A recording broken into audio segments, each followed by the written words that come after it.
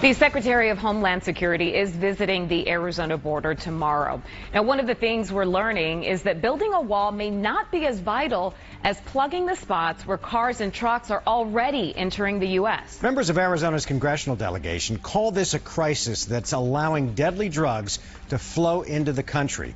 Team 12's Bram Resnick is live in the Alert Center for us with reactions from a hearing today that featured two of the leading candidates in the upcoming U.S. Senate race. Bram?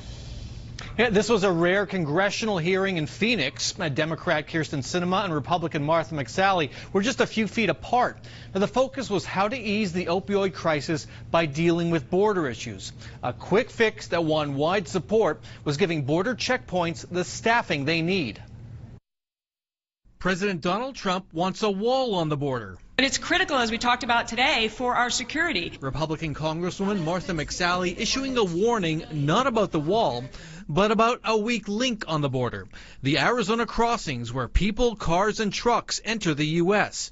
Those checkpoints need hundreds more staffers. A lot of these drugs are coming through the ports of entry on people or in deeply concealed compartments that are very difficult to detect.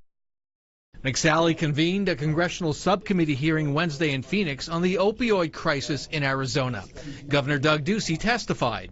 One of the themes, plugging holes in the border. A wall is not actually going to stop the opioid addiction. The largest amount of dangerous illegal drugs are seized at the border ports of entry to the U.S., not between the checkpoints. That according to Customs and Border Protection data. Heroin seizures at the ports this year could top 4,700 pounds, 10 times the projected 470 pounds seized in the field.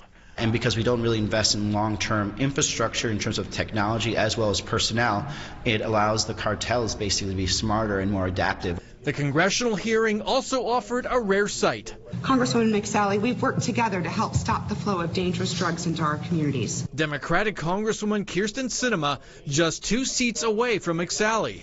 Both women are favored to face off in the fall general election for the U.S. Senate.